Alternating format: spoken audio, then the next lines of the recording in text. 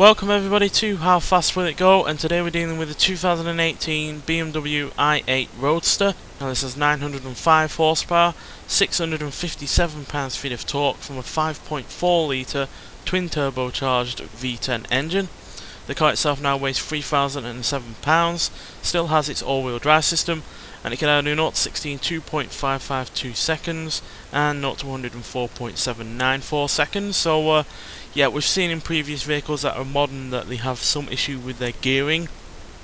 Now thankfully this only has 6 gears, so it shouldn't be too much of an issue with this one, but generally with more modern cars the higher gears are generally more for economy than outright speed.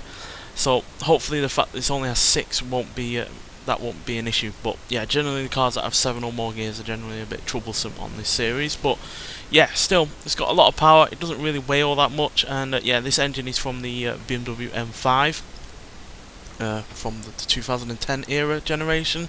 So yeah, should be a pretty formidable combination of engine and lightweight sports car. But yeah, nonetheless, let's get out there and see what it can do. Thankfully it has now stopped snowing, which is good. You don't want snow while being in a Roadster after all. So yeah, it's pretty damn quick in terms of 0 to 60 and 0 to 100 time. Let's see if that translates to any higher speeds. So there's 220. Oh dear, that's a bit of a traffic jam there. Let's go far on the left. There's 230, 240. 250. You have to keep in mind that this has far less horsepower than some cars on this series, and we're already up to 260. It's 263, 4, 5. We blipped 6 briefly, but I'm going to say 265 for now.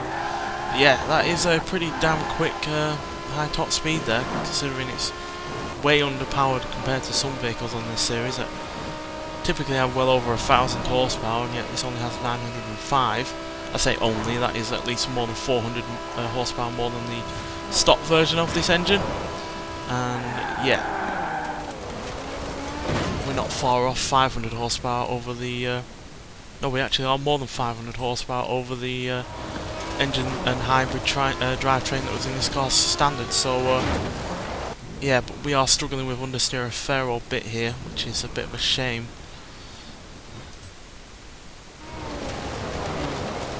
And the conditions aren't exactly favourable to this car either, but yeah, there's a lot of understeer in this car,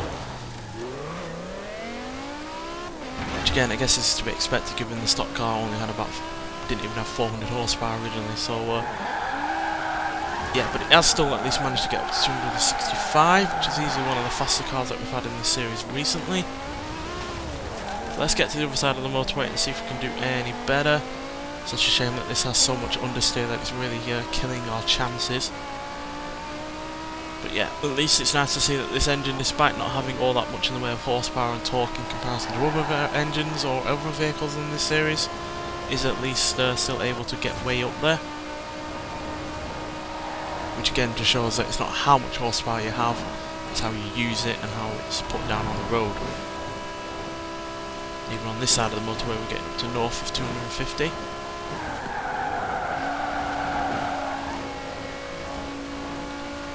But despite the fact that the traffic has seemingly vanished, we are not able to really take advantage of this side of the motorway.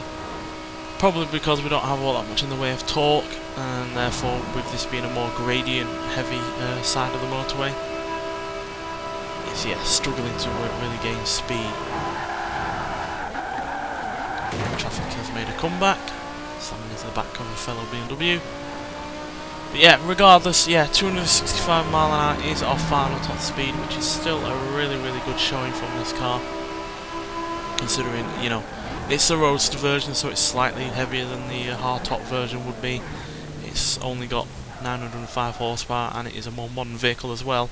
But yeah, 265 mile an hour means it matches the BMW M3 GTR, the Ferrari 288 GTO, Porsche Carrera GT, Sunbeam Tiger, Audi RS7 Sportback, Porsche 928 GTS, and the Nissan 370Z.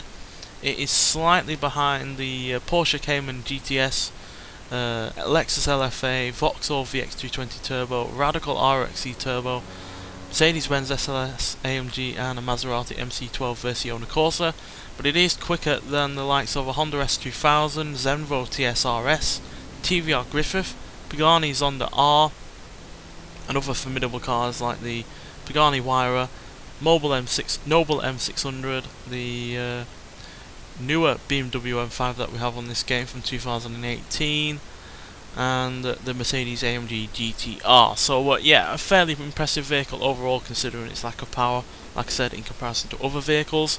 So yeah, on the whole I'm impressed by it, even though it does have some killer understeer, which is really rather unfortunate, but that is generally the case with more powerful cars that typically weren't all that powerful originally. But nonetheless, thanks for watching, and I'll see you in the next one. Bye.